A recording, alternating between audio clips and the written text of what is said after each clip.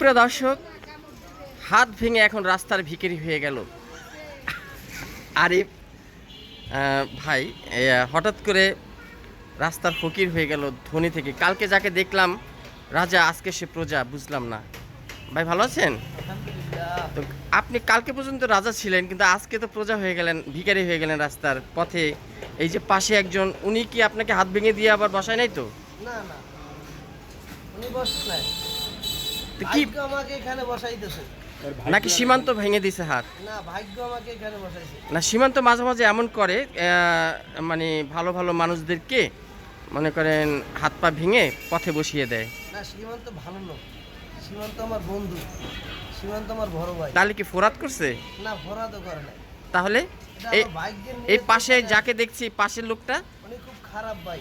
উনি করছে না এটা? উনি, আমার কিছু কথা আছে, আপনি শুনবেন তো? হ্যাঁ। সম্পূর্ণ কথা। ওই ব্যক্তি যে আমার বড় ভাই, পালিয়ে গেল কেন? পালিয়ে গেল কেন? উনি উনি হচ্ছে ভণ্ড লোক, বুঝছেন? উনি আমার আশেপাশেই থাকে, কিন্তু আসলে আমাকে একটু সহযোগিতা আচ্ছা, করে। হাত ভাঙছে কেমনে? হাত ভাঙছে মোটর সাইকেলটা পড়ে সিএনজির ছাদের উপর চালাম। আচ্ছা আচ্ছা। এবার সিএনজি থেকে পড়া নিচে পড়ছি, এইবার পড়ে দেয় হাত ভেঙে গেছে গা। এখন কি সুস্থ মোটামুটি?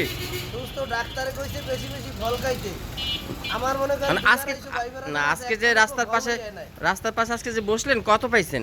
টাকা উঠছে কত? আইসি তো দেই যে রাস্তার পাশে আমার আজ পর্যন্ত এই 5 দিন অ্যাক্সিডেন্ট করেছি, 5 দিনের ভিতরে একটা ব্যক্তি আমার দেখতে যায় না। এখন এই খুবই আইসি যে কেউ ফল যখন নেয় নাই, তাহলে আমি যারে পাবো হেরেই আমি খাবো এই বইয়া ধরে ধরে। প্রিয় দর্শক, শুনলেন কেমনটাই আত পাগল হয়ে গেছে।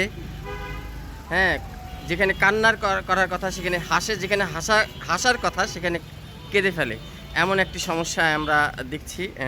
ডাক্তার কইছে ফল খাইতে, হ্যাঁ ফল তো কেউ খাওয়াই নাই। ডাক্তার ফল খাইতে বলছে, ওষুধ খাইতে বলে নাই?